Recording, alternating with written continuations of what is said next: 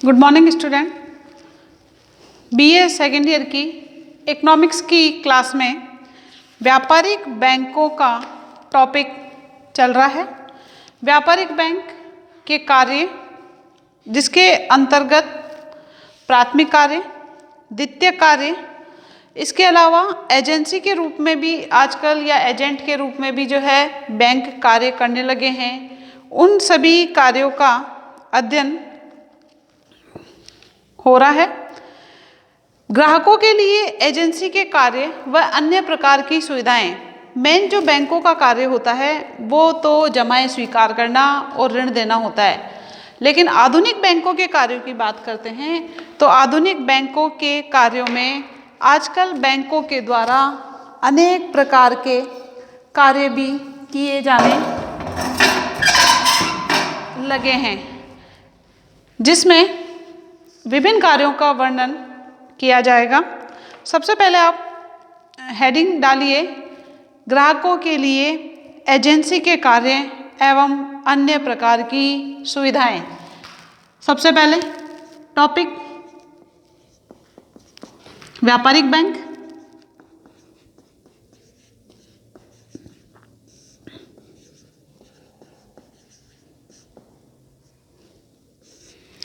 व्यापारिक बैंक के कार्यों में जो थर्ड कार्य है वो है आपका,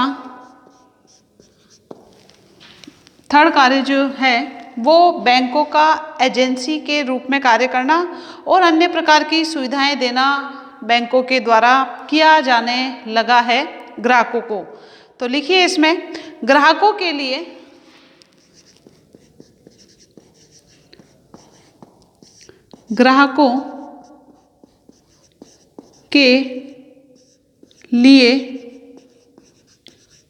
एजेंसी यानी एजेंट के रूप में भी कार्य करने लगा है व्यापारिक बैंक। तो एजेंसी के कार्य व अन्य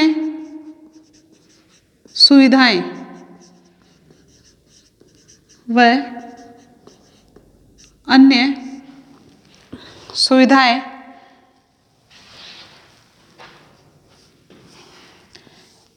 इसके अंतर्गत ही अलग अलग कार्यों के बारे में देखा जाएगा, जिसमें फर्स्ट कार्य आपका जो होगा वो है वित्तीय गारंटी अथवा सूचना देना आदि। वित्तीय गारंटी व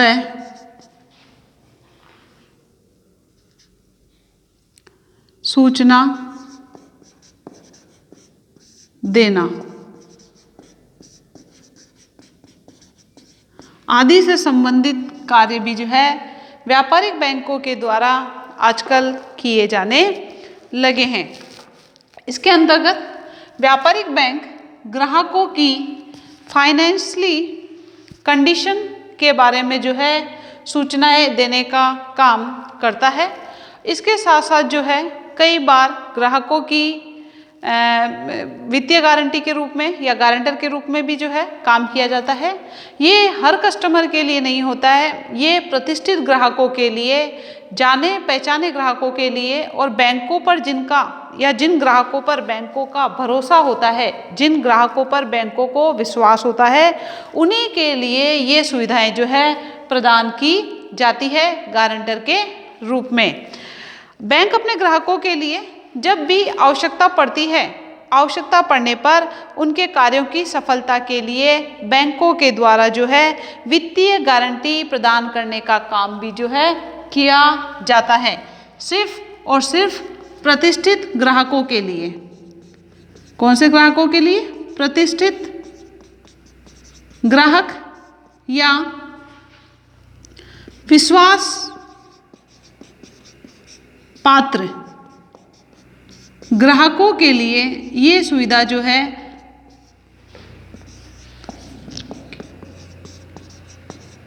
ये सुविधा बैंक के द्वारा प्रदान की जाती है। बैंक के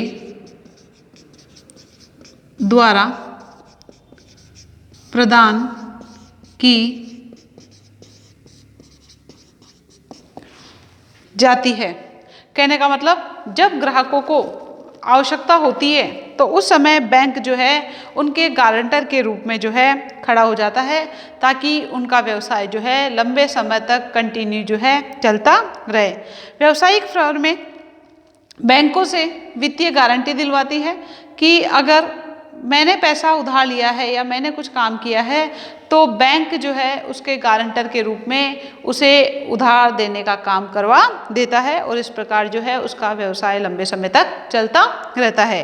वित्तीय गारंटी जो है मैंने आपको पहले ही बता दिया, प्रतिष्ठित ग्राहक को या प्रतिष्ठित फर्मों को, ऐसी बहुत सारी फर्में होती है, बड़ी बड़ी फर्में होती है जिनको पैसों की आवश्यकता होती है, वो पैसों के अभाव में या पूंजी के अभाव में अपना बिजनेस जितना चाहते हैं उतना नहीं फैला पाते हैं, तो उन प्रतिष्ठित फर्मों को जो है बैंकों के द्वारा वित्तीय गारंटी की सुविधा प्रदान की जाती है।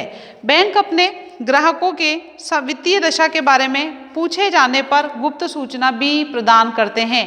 जब इन बैंकों की द्वारा, कहने का मतलब ये है कि बैंक जो है, ये जो प्रतिष्ठित फर्में हैं, जो प्रतिष्ठित ग्राहक है, जब उन्हें आवश्यकता पड़ती है तो इनकी गुप्त सूचनाएं देने का भी काम करते हैं, ताकि इनका जो कार्य है वो अटके ना, ताकि रुके ना और वो अपने कार्य में जो है आगे बढ़ सके। इस प्रकार कई बार जो है सूचना देने का काम बैंकों के द्वारा किया जाता है, और वो सूचनाएं इस प्रकार की सूचनाएं होती है कि गुप्त रखी जाए, उनको ज़्यादा उजागर ना किया जाए और उन्हें आराम से पूंजी प्राप्त हो सके। बैंक अपने ग्राहकों के लिए जो है कई बार उनको आवश्यकता पड़ने पर संपत्ति का प्रबंध भी करते हैं, कि जब उन्हें पैसों की आवश्यकता है या जो है और भी बहुत सारी चीज़ों की आवश्यकता है, तो कई बार विश्वास पात्री प्रतिष्ठित फर्मों को जो है, ग्राहकों को जो है कई बार संपत्ति प्रदान करने का या उसको प्रबंध करने का अरेंजमेंट भी इसके द्वारा किया जाता है, जब इन प्रतिष्ठित फर्मों को आवश्यकता होती है। एवं कई ऐसे बहुत सारे मामले हो जाते हैं या अदालती मामले हो जाते हैं, उस समय बैंक इन प्रतिष्ठित फर्मों या प्रतिष्ठित ग्राहकों के लिए, इन प्रतिष्ठित फर्मों या इन ग्राहकों के लिए पावर ऑफ अटॉर्नी का काम भी बैंक के द्वारा किया जाता है। हर किसी के लिए नहीं किया जाएगा, मैं आपको बार बार बता रही हूँ, प्रतिष्ठित फर्मों के लिए, प्रतिष्ठित ग्राहकों के लिए ये सुविधा प्रदान की जाती है कि जब आवश्यकता पड़ती है तो बहुत सारे अदालती मामलों में जो है ये पावर ऑफ अटॉर्नी के रूप में भी कार्य करता है। क्यों? क्योंकि उन्हें ऐसा करने का कानूनी अधिकार मिल जाता है। किसको? बैंक को। ये सारे कार्य बैंकों के आधुनिक कार्यों के अंतर्गत आते हैं, जिसमें ग्राहकों के लिए एजेंसी के कार्य और अन्य प्रकार की सुविधाओं में गारंटर के रूप में, सूचना देने के रूप में, पावर ऑफ अटॉर्नी के रूप में जो है व्यापारिक बैंकों के द्वारा अपने प्रतिष्ठित ग्राहकों के लिए ये सारे कार्य किए जाते हैं। नेक्स्ट बात करते हैं। इसके बाद इसका आप स्क्रीनशॉट ले लो या नोट डाउन कर लो, जैसा भी आप लोगों को ठीक लगे। इसके बाद नेक्स्ट जो कार्य है आपका वो है चेक, बिल आदि की राशि को एकत्र करना। यानी ग्राहकों के पास जो चेक हैं, जो बिल होते हैं, बिल स्वीकार करके, जैसे मैंने आपको पिछले उदाहरण में बताया कि ए व्यक्ति ने बी को उधार बेचा, उसने बिल स्वीकार करके ए को वापस दे दिया। ए व्यक्ति बैंक में जाकर उस राशि को प्राप्त कर लेगा, बी निश्चित अवधि के बाद वो पैसा बैंक में जमा कराएगा, इसके बदले में बैंक को कमीशन प्राप्त होता है। तो जो बिल वगैरह होते हैं, जो चेक वगैरह होते हैं, और भी बहुत सारे जो कागज़ वगैरह होते हैं, उन सब की राशि को बैंक जो है एकत्र करता है और एकत्र करके उस ग्राहक के अकाउंट में डालने का काम भी जो है बैंकों के मार्फत किया जाता है। इसके बदले बैंक को कमीशन प्राप्त होता है, आय प्राप्त होती है। सेकंड कार्य लिखिए,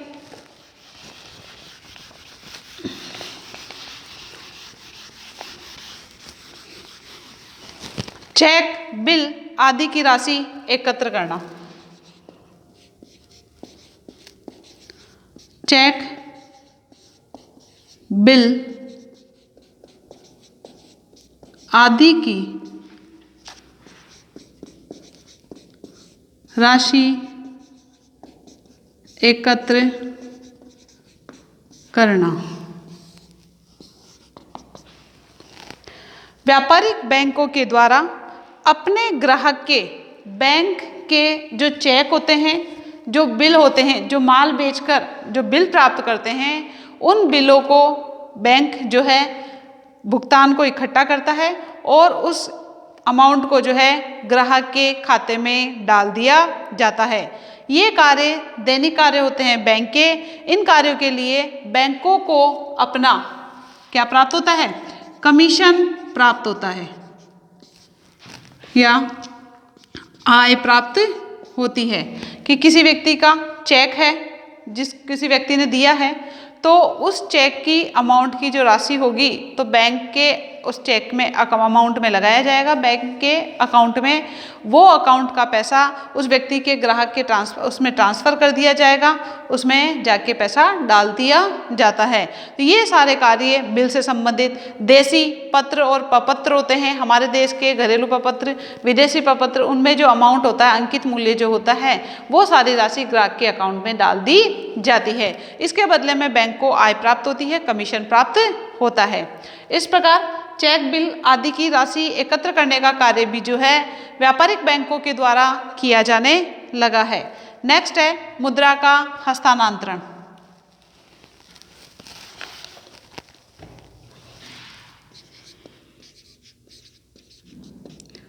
मुद्रा का हस्तांतरण। हस्तांतरण का मतलब जानते हैं सभी, एक स्थान से दूसरे स्थान पर, एक अकाउंट से दूसरे अकाउंट में मुद्रा का स्थानांतरण होना, जाना, यही हस्तांतरण कहलाता है। तो बैंक एक स्थान से दूसरे स्थान को मुद्रा के हस्तांतरण की व्यवस्था करते हैं। इसके अंतर्गत क्या होता है? व्यक्ति को पैसे कहीं पर ले जाने की आवश्यकता नहीं होती है। ये सारे जो मुद्रा के हस्तांतरण की व्यवस्था होती है या जो मुद्रा के हस्तांतरण की जो काम होता है, ये काम बैंक जो है ड्राफ्ट के द्वारा, चेक के द्वारा आसानी से कर सकता है और ग्राहक को जो है ये सुविधा जो है काफ़ी फ़ायदा पहुंचाने वाली होती है। उसे साथ में पैसा ले जाने की आवश्यकता नहीं होती है। इस प्रकार आजकल बैंक जो है चेक के द्वारा, ड्राफ्ट के द्वारा व और भी बहुत सारे साधन होते हैं, उसके द्वारा जो है मौद्रिक भुगतान का कार्य जो है या मुद्रा का हस्तांतरण करने का कार्य करता है। जैसे कि मान लो मैंने किसी से माल खरीदा है और मैंने किसी से माल खरीदा, उस व्यक्ति को मैंने कैश पैसा नहीं दिया है, मैंने उसको चेक दे दिया जितने अमाउंट का माल था। वो व्यक्ति जाकर बैंक में अपने अकाउंट में जाके उस चेक को लगाएगा तो मेरे अकाउंट से पैसा उस व्यक्ति के अकाउंट में क्या हो जाएगा? ट्रांसफ़र हो जाएगा। यही मुद्रा का हस्तांतरण कहलाता है। अब इसमें सुविधा क्या हुई? जो जिसने माल बेचा है उसका पैसा उसके अकाउंट में आ गया, जिसने माल खरीदा है उसके अकाउंट में से पैसा बेचने वाले के अकाउंट में चला गया। इस प्रकार उसको कैश रूप में मुद्रा लेके जाने की आवश्यकता नहीं होती है। वो चोरी चकारी से या गुमने के डर से बच सकता है और व्यक्ति का अकाउंट से दूसरे अकाउंट में पैसा आराम से ट्रांसफ़र हो जाता है। इसी प्रकार आप यात्रा करने के लिए जा रहे हैं, आप घूमने के लिए जा रहे हैं, तो आपको कैश पैसा ले जाने की आवश्यकता नहीं है। आप अपने अकाउंट में बैंक में पैसा रखिए और वहाँ जाके जहाँ पर आप जा रहे हैं वहाँ बैंक के अकाउंट से पैसा निकाल सकते हैं। या आजकल तो वैसे भी एटीएम की सुविधा हो गई, एटीएम के कार्ड से भी पैसा प्राप्त कर सकते हैं। अब तो आपको एटीएम से पैसा निकालने की भी आवश्यकता नहीं है। अब तो फ़ोन पे जो है, इसके अलावा पेटीएम, ये ऐसी सारी सुविधाएं हैं जो कि सारी ऑनलाइन फैसिलिटी है। इस अकाउंट से इस अकाउंट में ट्रांसफ़र हो जाता है, कैश पैसा रखने की भी आवश्यकता नहीं है। ये बैंकों के आधुनिक कार्यों के अंतर्गत एक नवीन, जो कि अभी नवीनतम में आए, इसको अपन आराम से मान सकते हैं। इस प्रकार मुद्रा का हस्तांतरण एक स्थान से दूसरे स्थान पर और एक व्यक्ति के अकाउंट से दूसरे व्यक्ति के अकाउंट में इजीली किया जा सकता है। नेक्स्ट बात करते हैं लॉकर की सुविधा।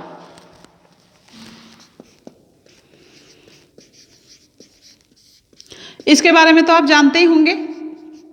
लॉकर की सुविधा भी जो है बैंकों के कार्यों के अंतर्गत आती है।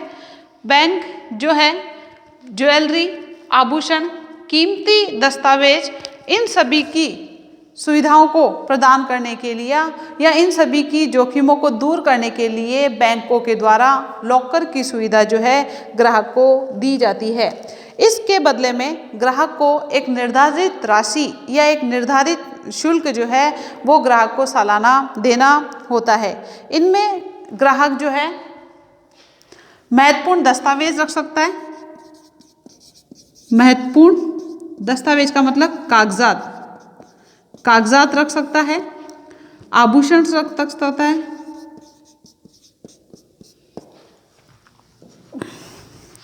जेवर वगैरह रख सकता है, नगद मुद्रा रख सकता है। ये सारा पैसा वो लॉकर में रखकर चोरी के जोखिम से बच सकता है, क्योंकि घर में व्यक्ति जो है कहीं घूमने चला गया, शादी में चला गया या जो है कहीं पर भी चला गया, पीछे से चोरों ने जो है घर में आकर चोरी कर ली। इस जोखिम से बचने के लिए लॉकर की सुविधा जो है आजकल बैंकों के द्वारा दी जाने लगी है। इसके बदले में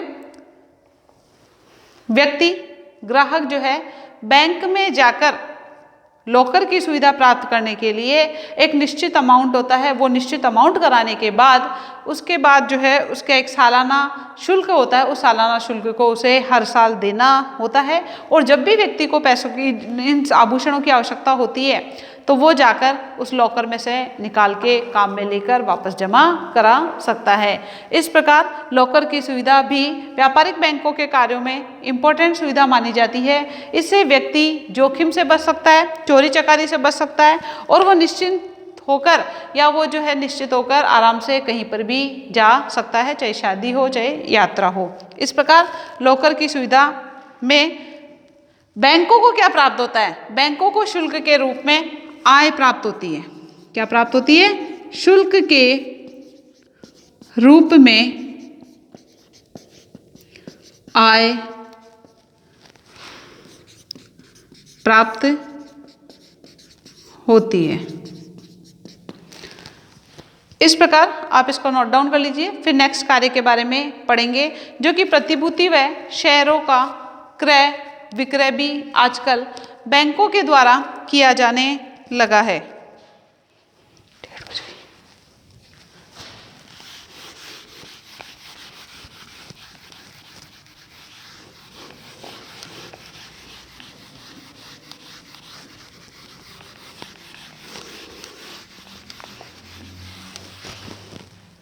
प्रतिभूतियों व नेक्स्ट कार्य लिखिए।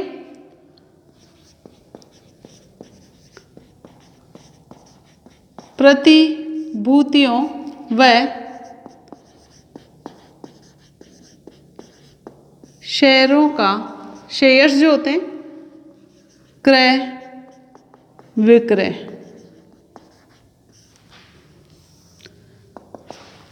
का कार्य भी एजेंसी व अन्य सुविधाओं के अंतर्गत आता है। बैंक अपने ग्राहकों के लिए विभिन्न किस्म की जो प्रतिभूतियां होती है, शेयर्स होते हैं, उनको खरीदने और बेचने का कार्य भी व्यापारिक बैंकों के द्वारा किया जाने लगा है। बैंक स्वयं अपनी जमा राशि को जो है इन लाभप्रद निवेशों के अंतर्गत लगाता है। जब बैंकों के पास पैसा ज़्यादा मात्रा में जमा होता है, जब साख सृजन की प्रक्रिया कमजोर होती है या उधार देने की प्रक्रिया कम होती है, लोग उधार कम मात्रा में लेते हैं, तो उस बचे हुए पैसे को बैंक इन प्रतिभूतियों में, शेयरों में जब इनकी कीमत कम होती है तब उसे वो क्या करते हैं? खरीद लेते हैं। शेयर्स और प्रतिभूतियों की खरीदारी कब? कम कीमत पर, कम कीमतें जब होती है और जब बैंकों को पैसों की आवश्यकता होती है, नगद रूप में कैश पैसे की आवश्यकता होती है, तो बैंक इन शेयर्स को और प्रतिभूतियों को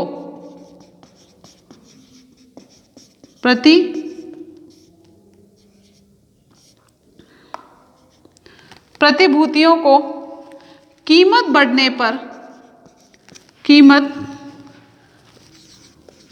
बढ़ने पर बेच देते हैं। इस प्रकार बैंकों के द्वारा भी जो है निवेश किया जाने लगा है। निवेश किया जाने लगा है। जब इनके पास पैसा काफ़ी मात्रा में होता है और उन्हें लगता है कि अभी शेयर्स और प्रतिभूतियों की कीमतें कम हैं, तो इस समय इनको खरीद कर जब इनकी कीमतें बढ़ेगी तो इसको बेचकर आय प्राप्त की जा सकती है। इस प्रकार बैंक शेयर्स व प्रतिभूतियों को बेचकर तरलता को बढ़ाने का काम करता है और शेयर और प्रतिभूतियों को खरीदकर तरलता को कम करने का कार्य भी बैंकों के द्वारा किया जाने लगा है। इस प्रकार बैंक के पास जब नगद रूप में पैसा पड़ा होता है तो वो उस पैसे को ऐसे ही ना रख के प्रतिभूतियों में और शेयर्स में लगाकर इस प्रकार निवेश कर सकते हैं और निवेश करके आय में वृद्धि की जा सकती है। निवेश किया जाने लगा है जिससे आय में वृद्धि होती है। यह आपके प्रतिभूतियों व शेयरों के क्रय विक्रय के अंतर्गत आता है। इन सब कार्यों के अलावा बैंकों के द्वारा कुछ अन्य कार्य भी किए जाने लगे हैं, जिसके अंतर्गत नेक्स्ट जो है आपका अन्य कार्य है। इसको आप लिख लीजिए, स्क्रीनशॉट ले लीजिए, जैसा भी ठीक लगे।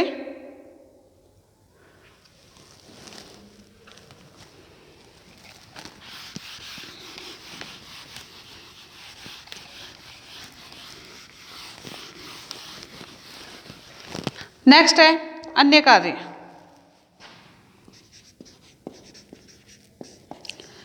कि व्यापारिक बैंकों के द्वारा एजेंसी के कार्य और अन्य प्रकार की सुविधाएं देने के अलावा और भी ऐसे कुछ कार्य बच जाते हैं जिनको हम अन्य कार्यों के अंतर्गत लेते हैं। विदेशी विनिमय बैंक जो होते हैं वो विदेशी विनिमय का लेन देन करते हैं, यानी विदेशी मुद्रा का लेन देन करने के लिए विदेशी विनिमय बैंक होते हैं। ये विदेशी विनिमय जो है बिलों का भुगतान करते हैं। इसका मुख्य कार्य विदेशी व्यापार की वित्तीय व्यवस्था करना होता है। कहने का मतलब होता है जब हम किसी वस्तु का आयात करते हैं, जिस देश से हम वस्तु का आयात कर रहे हैं, हमें उसका भुगतान उसकी मुद्रा में ही करना होता है। तो आप अपनी मुद्रा को, अपने देश की मुद्रा को उस देश की मुद्रा में कन्वर्ट करने के लिए इस प्रकार के बैंक बनाए जाते हैं, जहां जाकर उस अपनी मुद्रा को उस मुद्रा में कन्वर्ट करके आप उसका भुगतान कर सकते हो। इसके अलावा एकीकृत विनिमय दर की नई व्यवस्था के अंतर्गत व्यापारिक बैंक विदेशी मुद्रा के लेन देन के लिए रिजर्व बैंक के एजेंट के रूप में भी कार्य करने लगे हैं। कहने का मतलब ये जो विदेशी मुद्रा कोष का जो भंडार होता है, जिसमें हम निर्यात करते हैं, आयात करते हैं, उस निर्यात और आयात के बाद जो शेष मुद्रा बच जाती है वो सारी मुद्रा रिजर्व बैंक के अंतर्गत जमा होती है। तो आप रिजर्व बैंक से व्यापारिक बैंक आजकल जो है इस प्रकार का लेन देन करने लगे हैं। जिस भी व्यक्ति को जिस देश की मुद्रा की आवश्यकता होती है वो व्यापारिक बैंकों या विदेशी विनिमय बैंकों के मार्फत अपनी मुद्रा को उस देश की मुद्रा में कन्वर्ट करा के, एक्सचेंज करा के आराम से जो है उस मुद्रा का यूज कर सकता है। इस प्रकार अन्य कार्यों में जो है ये कार्य व्यापारिक बैंकों के अंतर्गत आ जाता है। ये सारे कार्य आपके व्यापारिक बैंकों के एजेंसी से संबंधित कार्य, अन्य सुविधाओं से संबंधित कार्य खत्म हुए। नेक्स्ट बात करते हैं भारत में व्यापारिक बैंकों के अन्य कार्य।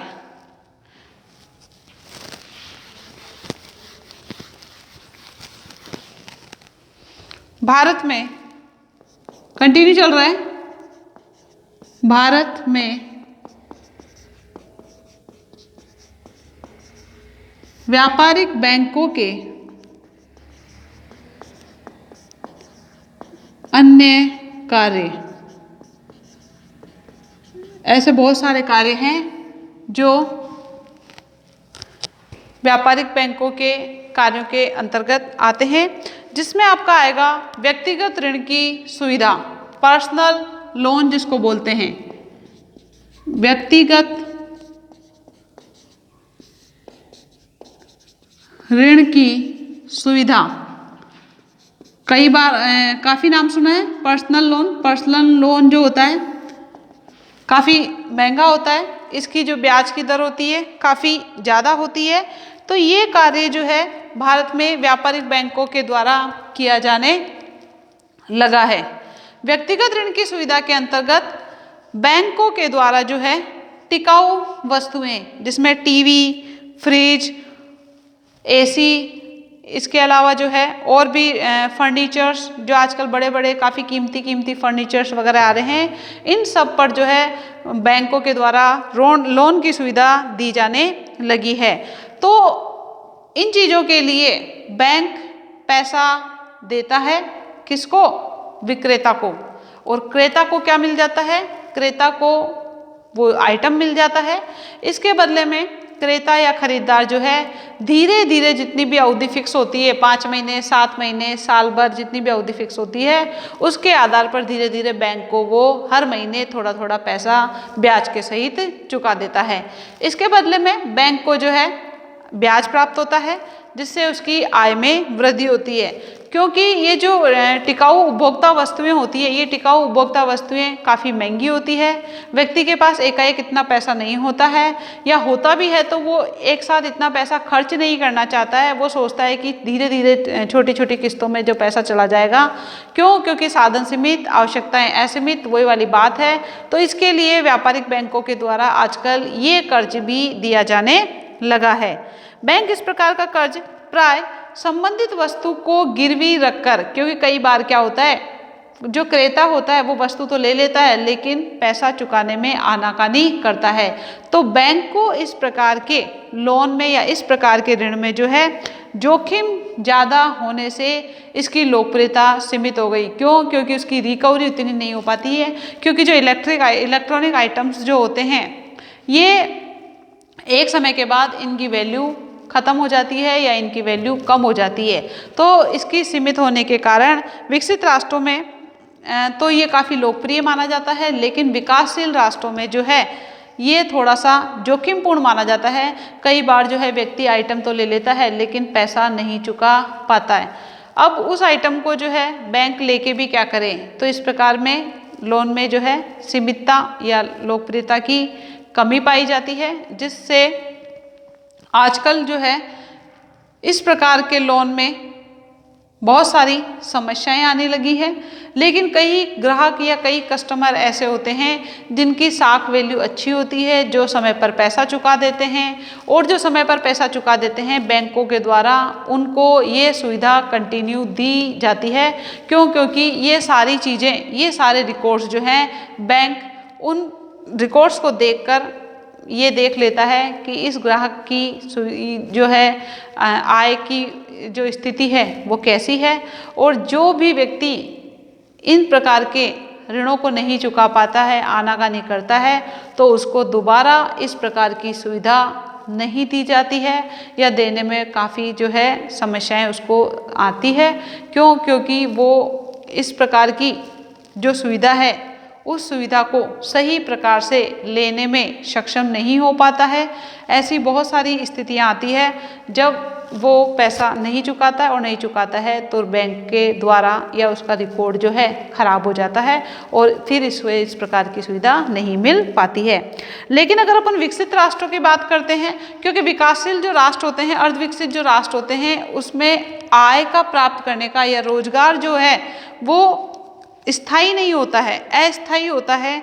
जिससे व्यक्ति जब पैसा कमा रहा होता है तब तो वो चुका देता है, लेकिन जैसे ही उसका रोजगार अस्थायी हो जाता है तो उस समय वो पैसा नहीं चुका पाता है, जिससे उसका रिकॉर्ड खराब हो जाता है। लेकिन जो विकसित राष्ट्र हैं, जो विकसित राष्ट्रों में रोजगार का जो साधन है या रोजगार की जो संभावना है वो स्थायी अधिक होती है, और स्थायी भी होगी, और साथ में उनकी इनकम भी ज़्यादा होती है, और वो इजीली इस पैसे को चुका देते हैं, जिससे वहाँ पर इस प्रकार के लोन की सुविधा काफ़ी अच्छी मानी जाती है या काफ़ी सफल या काफ़ी लोकप्रिय होती है। इस प्रकार व्यक्तिगत ऋणों की सुविधा भारत में व्यापारिक बैंकों के मार्फत इसी के अंतर्गत यही आएगा। और इस प्रकार के ऋण में बैंक को जोखिम की संभावना ज़्यादा होती है, इसलिए यहाँ पर जो ब्याज की दर होगी वो ब्याज की दर भी अधिक होती है। कैसी होती है? ब्याज की दर अधिक या ऊंची मान लो।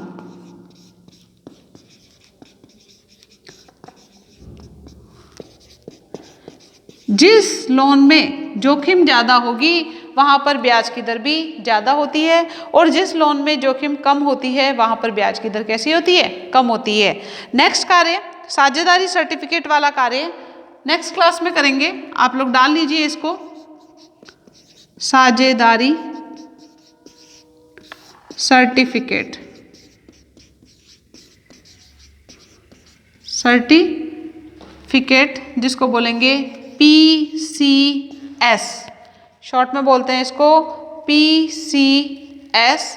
ये सुविधा जो है भारत में व्यापारिक बैंकों के द्वारा की जाती है। इसकी चर्चा नेक्स्ट क्लास में की जाएगी, इसको आप नोट कर लीजिए। Thank you.